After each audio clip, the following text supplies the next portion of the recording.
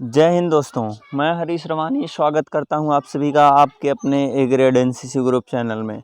जैसा कि आप सबको पता ही है कि आपकी बी सर्टिफिकेट और सी सर्टिफिकेट की परीक्षा बस करीब ही है, तो इसके लिए आपको बेहद तैयारी करने की ज़रूरत है। तो चलिए बिना किसी देरी के शुरू करते हैं आज की टॉपिक नेशनल इंटीग्रेशन, जो कि बेहद महत्वपूर्ण टॉपिक है। इससे पहले कि हम क्लास शुरू करें तो हमारे चैनल पर अगर नए हैं तो वीडियो को लाइक और चैनल को सब्सक्राइब ज़रूर कीजिए, जिससे कि अगली नोटिफिकेशन आप तक ज़रूर पहुँचे, जिससे आप अपनी परीक्षा में अच्छा मुकाम हासिल कर पाओ। चलिए पहला क्वेश्चन शुरू करते हैं। पहला क्वेश्चन जो आपका आज का है वो है, राष्ट्रीय एकता क्या है।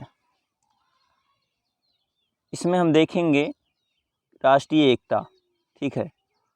तो राष्ट्रीय एकता से अभिप्राय विभिन्न प्रजाति, जाति, धर्म, भाषा, लिंग, क्षेत्र आदि के लोगों को एक साथ लाना और सौहार्दपूर्ण समूह में रहना, अर्थात विभिन्न समूह के लोगों को एक साथ पिरोना है, ठीक है। तो ये राष्ट्रीय एकता की परिभाषा है। इसको हमने जितना शॉर्ट हो सका है उतना शॉर्ट लिखा है, ठीक है। चलिए बढ़ते हैं प्रश्न संख्या 2 की तरफ। राष्ट्रीय एकता को प्रभावित करने वाले प्रमुख कारक क्या हैं। हम थोड़ा तेज़ करवाएंगे, आप इसको बैक करके भी देख सकते हैं क्योंकि टाइम बहुत कम है। तो इसमें पहला टॉपिक जो आपका है राष्ट्रीय एकता को प्रभावित करता है वो है जातिवाद, ठीक है। जातिवाद जैसे कि मतलब कोई सवर्ण है, कोई शूद्र है, कोई जैसे ओबीसी है, कोई एससी है, ऐसे करके मतलब जातियों में जो विभाजन हुआ है, इससे क्या होती है, हमारी राष्ट्रीय एकता प्रभावित होती है। हर कोई वर्ग विशेष के साथ चलता है, अपना अपना कोई ग्रुप बनाकर चलता है, तो इससे क्या होता है, राष्ट्रीय एकता प्रभावित होती है। दूसरा आपका जो है सामाजिक आर्थिक विषमता। देश में कई लोग अमीर हैं, कई लोग गरीब हैं, तो एक बड़ा फासला बन जाता है दोनों के बीच। जैसे अमीर जो हैं, अमीरों का एक अलग ग्रुप बन जाता है, गरीब लोगों का एक अलग ग्रुप बन जाता है, उसमें बीच में जो है दूरियां काफ़ी बढ़ जाती हैं, ठीक है। तो इसमें विषमता आ जाती है और इससे क्या होती है, हमारी राष्ट्रीय एकता बन नहीं होती है, उसमें पनप नहीं पाती राष्ट्रीय एकता। तीसरा टॉपिक आपका है क्षेत्रवाद। जैसे कोई लीडर अगर चुनाव के लिए खड़ा हुआ है तो आपके क्षेत्र से है, तो कई लोग कहेंगे कि क्षेत्र का है भाई, इसको सपोर्ट करो, ठीक है। इससे क्या होता है, क्षेत्रवाद उत्पन्न होता है, ठीक है। हमको क्षेत्र के लोग को ना सपोर्ट करके बल्कि सही लोग को सपोर्ट करना चाहिए। इससे क्या होगी, हमारी राष्ट्रीय एकता बनेगी। चौथा टॉपिक आपका राजनैतिक पार्टियां। दोस्तों ये बहुत ही इम्पोर्टेंट टॉपिक है। राजनीतिक पार्टियां ये राष्ट्रीय एकता को बिल्कुल बहुत ही ज़्यादा प्रभावित करती हैं। हम लोगों को हिंदू, मुसलमान, सिख और ईसाई में बांट देती हैं पार्टियां, और अलग अलग करके अलग अलग वर्गों में ऐसे करके चुनाव खुद लड़ती हैं और उसका फ़ायदा उनको स्वयं मिलता है, ठीक है। तो चलिए पांचवा टॉपिक आपका भाषावाद। इससे भी हमारी राष्ट्रीय एकता क्या होती है, प्रभावित होती है, ठीक है। जैसे कि कोई उड़िया बोलता है, कोई हिंदी बोलता है, कोई अंग्रेज़ी बोलता है, तो इससे क्या होगा, हमारे देश में जो राज्य हैं 28 राज्य हमारे प्रेजेंट टाइम में 28 राज्य और 8 केंद्र शासित प्रदेश हैं। तो इसमें जो है ये अलग अलग भाषाएं बोली जाती हैं, ठीक है। कई लोगों को थोड़ा कन्फ्यूज़न होगा कि 28 ही राज्य बोल रहे हैं, अरे भाई ये तो 29 है। लेकिन दोस्तों आपको बताना चाहूँगा कि हमारा जो जम्मू और कश्मीर था, ये जो है केंद्र शासित प्रदेश बन गया है, ठीक है। तो इससे क्या होगा, हमारे एक राज्य जो है कम हो जाएगा, ठीक। तो 28 राज्य और 8 केंद्र शासित प्रदेश हैं, ध्यान रखिएगा। तो इसमें अलग अलग राज्यों में अलग अलग भाषाएं बोली जाती हैं। इससे क्या होता है, हमारी राष्ट्रीय एकता विकसित नहीं हो पाती है। हमको ये ना करके पूरे देश में एक ही राष्ट्रभाषा हिंदी जैसे कि हमारी है, तो इसको लागू कर देना चाहिए कि हर राज्य के नागरिक के लिए हिंदी कंपलसरी है, ठीक है। इससे क्या होगा, राष्ट्रीय एकता का विकास होगा। चलिए अगला है धार्मिक उन्माद।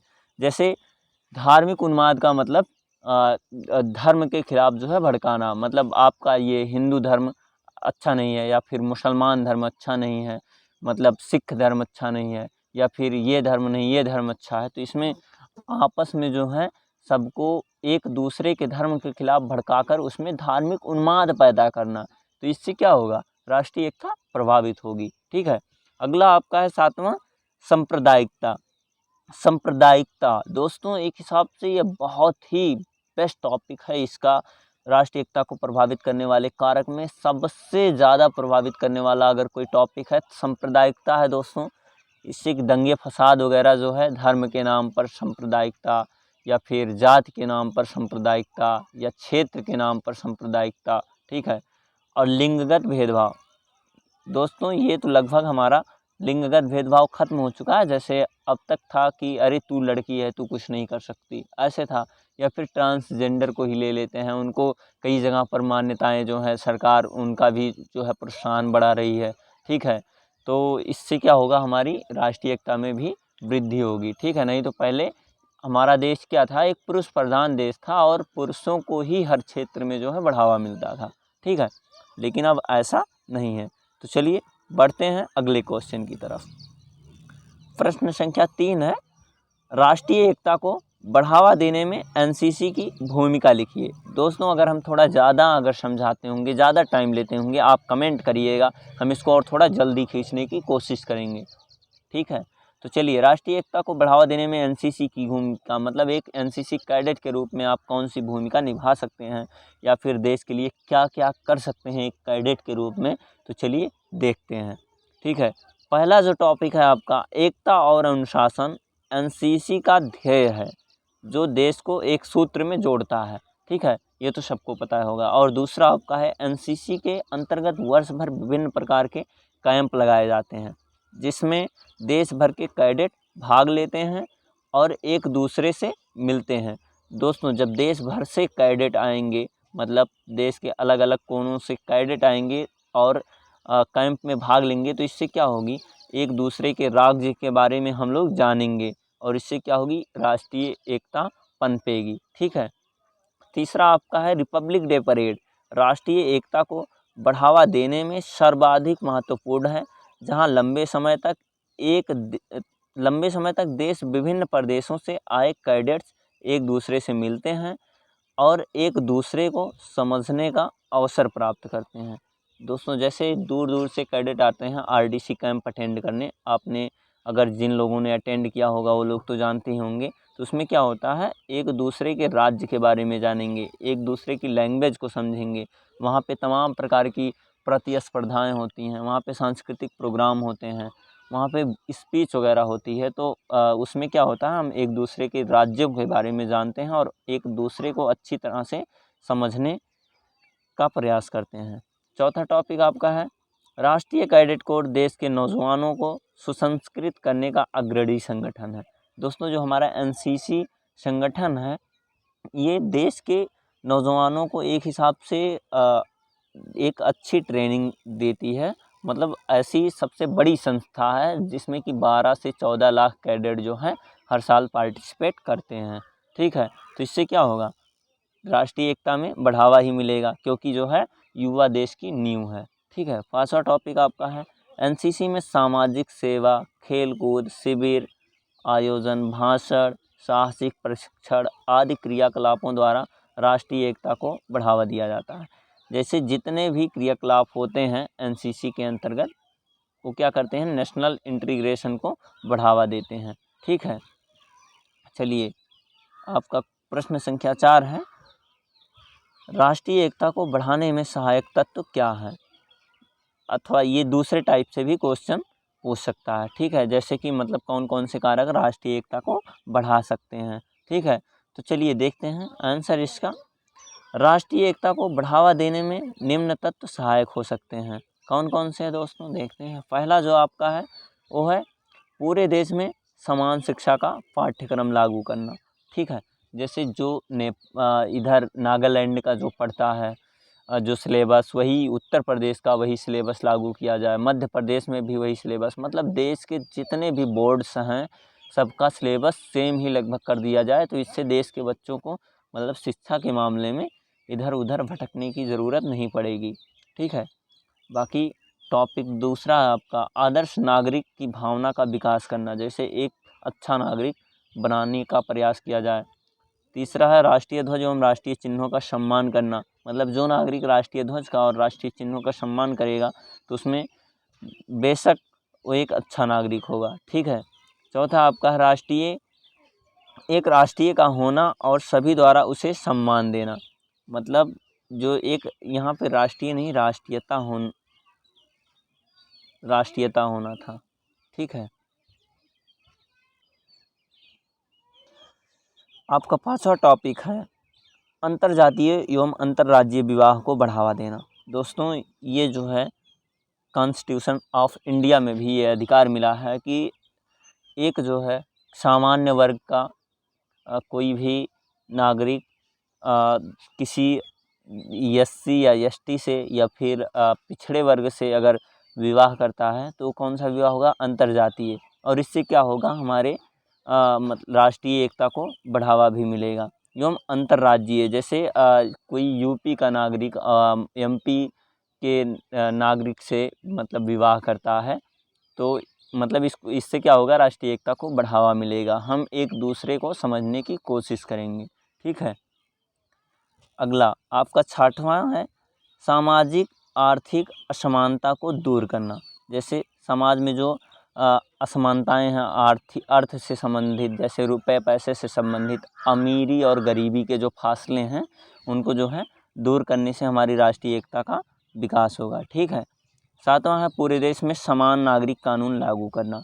अगर पूरे देश में समान नागरिक कानून लागू होगा तो कोई किसी के ऊपर उंगली नहीं उठाएगा और इससे क्या होगा कि राष्ट्रीय एकता को बढ़ावा मिलेगा। आपका आठवां टॉपिक है राष्ट्रीय पर्वों को सम्मान के साथ मनाया जाना। अगर राष्ट्रीय पर्व को हम सम्मान के साथ मनाएंगे और एक दूसरे में ये भावना देंगे कि हमारी राष्ट्रीय पर्व हैं, मतलब इनको जो है इनको सम्मान दिया जाए तो इससे क्या होगा? हमारी राष्ट्रीयता को बढ़ावा मिलेगा। ठीक है। आपका नौवां टॉपिक है सभी संप्रदाय के मुख्य त्योहारों को सम्मिलित रूप से मनाना। जैसे अगर कोई हिंदू भाई हैं तो मुस्लिम भाइयों के त्यौहार जैसे ईद को मनाएं, बकरीद को मनाएं। ठीक है। मिलजुल के मनाएं। और कोई मुस्लिम भाई हैं तो हिंदू भाई के जैसे दिवाली या फिर होली त्यौहार में शामिल हों और उनको मनाएं साथ में मिलजुल के। तो इससे क्या होगा कि एक दूसरे में भ्रातृत्व की भावना का विकास होगा। ठीक है। आपका जो 10वां टॉपिक है वो राष्ट्रीय कैडेट कोर जैसे संगठन को और अधिक बढ़ावा देना। जैसे राष्ट्रीय कैडेट कोर जैसे जो और संगठन है जैसे एनएसएस हो गया आपका और फिर स्काउट गाइड हो गया, ऐसे संगठनों को बढ़ावा देने से क्या होगा? हमारी युवा शक्ति भी विकसित होगी और साथ साथ में क्या होगा? उनमें राष्ट्रीयता की भावना भी विकसित होगी। आपका 5वां जो क्वेश्चन है वो है राष्ट्रीय एकता को बढ़ावा देने में राष्ट्रीय एकता का महत्व लिखिए। ठीक है। तो अगर हमारी क्लास उम्मीद करते हैं आप सबको पसंद आ रही होगी तो कृपया जो है लाइक कीजिए और जो है चैनल को सब्सक्राइब ज़रूर कीजिए। और हाँ, अपने दोस्तों तक इसे ज़रूर भेजिए जिससे कि उनकी परीक्षा में भी मदद मिल सके। ठीक है। चलिए इसका आंसर देखते हैं। राष्ट्रभाषा देश को एक सूत्र में पिरोने का काम करती है। राष्ट्रभाषा आपसी संचार और व्यवहार का सर्वाधिक सशक्त माध्यम है। ठीक है। जो हमारी राष्ट्रभाषा क्या है? हिंदी है। वो देश को एक सूत्र में पिरोने का काम करती है। ठीक है। लेकिन क्या है, दुर्भाग्य से हमारे देश में राष्ट्रभाषा हिंदी होते हुए भी अनेक राज्यों में विवाद का विषय बनी हुई है, जो राष्ट्रीय एकता में एक बहुत बड़ी बाधा है। दोस्तों ये बहुत इंपॉर्टेंट है। जैसे नागालैंड में है, वहाँ पे अंग्रेजी बोली जाती है। ठीक है। और भाषाएं वहाँ पे यूज़ करते हैं, जबकि वहाँ पे हिंदी आप ना बराबर आपको मिलेगी या फिर मिलेगी ही नहीं। ठीक है। चलिए बढ़ते हैं अगले क्वेश्चन की तरफ। अगला प्रश्न आपका है सामुदायिक विकास में राष्ट्रीय एकता का क्या योगदान है? ठीक है। बहुत ही इम्पॉर्टेंट क्वेश्चन, समझ लीजिए ये परीक्षा में आपके हर हाल में ही आएगा, चाहे वो बी सर्टिफिकेट एग्ज़ाम हो या सी सर्टिफिकेट एग्ज़ाम। समुदाय विभिन्न जाति धर्म संप्रदाय के समूह के लोगों से मिलकर बनता है जो एक साथ रहते हैं। राष्ट्रीय एकता की भावना के प्रगाढ़ हानि से विभिन्न धर्मों एवं संप्रदाय के लोगों के बीच बेहतर सौहार्दपूर्ण संबंध बनेगा। ठीक है। और लोगों के बीच आपसी भाईचारे की भावना का विकास होगा, जिससे सामाजिक एवं सांस्कृतिक समरसता को बढ़ावा मिलेगा। ठीक है। तो ये आपका आंसर। ठीक। चलिए बढ़ते हैं प्रश्न संख्या 7 की तरफ। United we stand divided we fall किसने कहा था?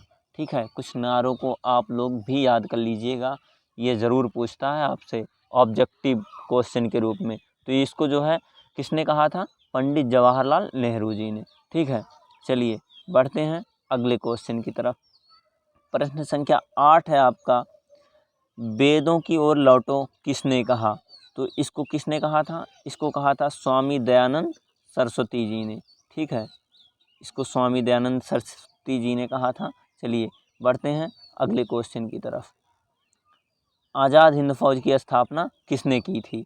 ये बहुत ही इम्पॉर्टेंट क्वेश्चन है दोस्तों, इसमें कई लोग कंफ्यूज हो जाएंगे और लिखते हैं इसमें क्या आंसर लिखेंगे, यस सी बोस।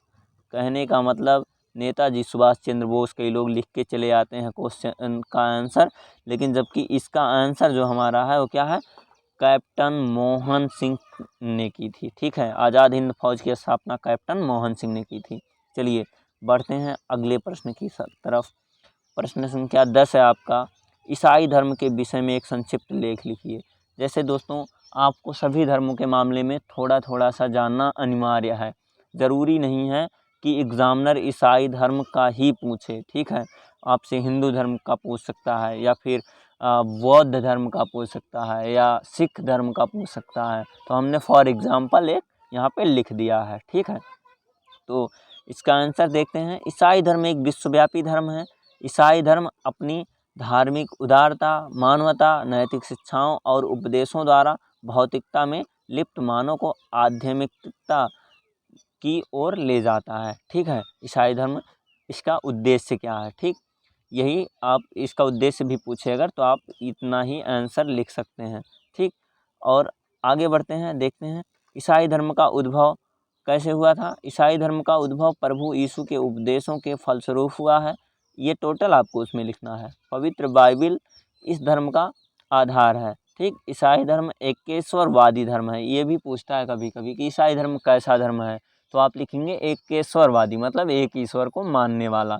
ठीक है, बाकी परमेश्वर संसार का सृष्टा एवं उद्धारक है। परमेश्वर पिता है, वह पुत्र भी है, वह पवित्र आत्मा भी है। ये कौन कहता है? ये ईसाई धर्म कहता है दोस्तों। ठीक है, इस प्रकार परमेश्वर प्रेम की पूर्णता है। ठीक है, ये ईसाई धर्म कहता है कि परमेश्वर जो है क्या है? प्रेम की पूर्णता है। तो आपको ऐसे ही जैसे किसी भी धर्म के बारे में पूछे तो एक भूमिका बना के सिर्फ लिख देना है, ज़्यादा कुछ नहीं बताना हो उसके बारे में। ठीक है, चलिए बढ़ते हैं अगले प्रश्न की तरफ। प्रश्न संख्या 11, भारत की संविधान से मान्यता प्राप्त कितनी भाषाएं हैं? तो दोस्तों हमारे संविधान में कितनी भाषाएं हैं? वो है टोटल आपकी 22 भाषाएं। ठीक, टोटल आपकी 22 भाषाएं हैं। चलिए बढ़ते हैं अगले प्रश्न की तरफ। प्रश्न संख्या 12 है आपका, गंगा और यमुना नदियाँ कहाँ से निकलती हैं? तो ये कहाँ से निकलती हैं दोस्तों? ये निकलती हैं आपके हिमालय से। ठीक, चलिए बढ़ते हैं अगले प्रश्न की तरफ। लखनऊ का पुराना नाम क्या है? लखनऊ का पुराना नाम दोस्तों क्या है? अवध है। ठीक, अवध लखनऊ का पुराना नाम है। ये भी पूछता है, ये ऑब्जेक्टिव प्रश्न है। ठीक, चलिए अगला क्वेश्चन आपका क्या कहता है, भारत के प्रथम राष्ट्रपति एवं प्रथम प्रधानमंत्री कौन थे? ये बहुत ही कॉमन क्वेश्चन है, लगभग सबको पता होगा दोस्तों। तो प्रथम राष्ट्रपति हैं डॉक्टर राजेंद्र प्रसाद और प्रथम प्रधानमंत्री हैं पंडित जवाहरलाल नेहरू।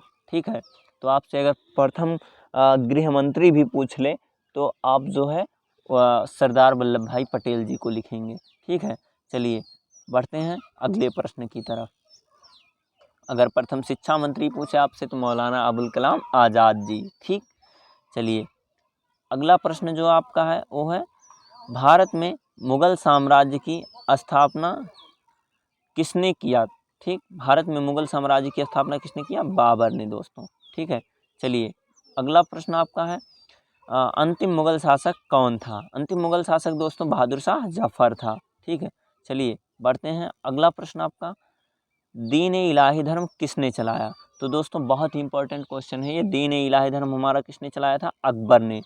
और इसके बारे में एक दूसरा और क्वेश्चन पूछता है कि दीन-ए इलाही धर्म को स्वीकार करने वाला पहला हिंदू कौन था? तो ये बहुत ही इंपॉर्टेंट क्वेश्चन है। इसको सबसे पहले स्वीकार किसने किया था? बीरबल ने। और बीरबल ही पहले और इकलौते हिंदू थे कि जो दीन ए इलाही धर्म को मानने वाले थे। ठीक है, चलिए अगला प्रश्न आपका, जीटी रोड का निर्माता कौन था? जीटी रोड का निर्माता दोस्तों शेरशाह सूरी था। ठीक है, चलिए आपका 19वां क्वेश्चन है, राष्ट्र की परिभाषा दीजिए। बहुत ही इंपॉर्टेंट क्वेश्चन दोस्तों, ये नोट करके रखिएगा आप लोग कि राष्ट्र की परिभाषा क्या है, याद कीजिएगा इसको अच्छे से। ऐसी भू सांस्कृतिक इकाई जिसके अंतर्गत किसी भूखंड में निवास करने वाले समूह उस भूखंड की संस्कृति, सभ्यता, परंपरा, इतिहास आदि को मानता हुआ परस्पर एकता की अनुभूति रखता है, राष्ट्र कहते हैं। मतलब ऐसा समूह जो कि अपने इतिहास पर गर्व करता हो, ठीक है, अपने इतिहास के बारे में जानता हो, अपनी परंपराओं में विश्वास रखता हो, और फिर अपने एक सभ्यता के लिए उसका अलग प्रेम हो। ठीक है, जो उस समूह में ऐसे लोग रहेंगे जैसे कि मतलब सभी लोगों को अपना वो पूरा समूह प्यारा हो, एक हिसाब से कह सकते हैं। ठीक है, एक विशेष भू सांस्कृतिक होती है। भू सांस्कृतिक का मतलब कोई ऐसा भूखंड जो मतलब कई सदियों से चला आ रहा हो। ठीक है, उसमें जो परंपराएं हैं। ठीक, तो क्या होता है, राष्ट्र होता है दोस्तों। ठीक, आपका प्रश्न संख्या 20 है, भारत के प्रमुख पर्व लिखिए। दोस्तों ये भी पूछता है आपसे। ठीक है, कई लोग कंफ्यूज हो जाते हैं, इसमें होली दिवाली लिख के चले जाते हैं, लेकिन अगर प्रमुख पर्व पूछें तो आप सब कुछ लिख सकते हो उसमें, लेकिन राष्ट्रीय पर्व पूछे आपसे तो 26 जनवरी, 15 अगस्त, 2 अक्टूबर ही आप लिख सकते हो। ठीक, तो इसमें प्रमुख पर्व पूछा है, तो भारतीय पर्व जो आपके हैं वो है क्या कि भारतीय पर्व त्यौहार दुनिया भर में मशहूर हैं। इनमें कौन कौन से हैं दोस्तों? दशहरा हो गया आपका, होली, पोंगल, दिवाली, ईद, बकरीद। ठीक है, ये सब आएंगे आपके। लेकिन कुछ अन्य क्षेत्र विशेष जैसे बिहू ये असम में मनाई जाती है, आपकी बैसाखी पंजाब में। ठीक है, तो ये जो हैं प्रमुख पर्व हैं आपके भारत के। ठीक है, तो आप इसको अच्छे से याद करिएगा, और आपके आगामी परीक्षा के लिए बेस्ट ऑफ लक। और प्लीज़ जो है चैनल को लाइक, शेयर और सब्सक्राइब ज़रूर कीजिए, जिससे कि मैं आपके लिए और अच्छी वीडियो ला सकूं। और ये बहुत ही इंपॉर्टेंट क्वेश्चन है दोस्तों, आपको ए ग्रेड तो फिक्स ही करवा देंगे ये। चलिए विदा लेते हैं आपसे, सबको जय हिंद, आपकी परीक्षा के लिए शुभकामनाएं।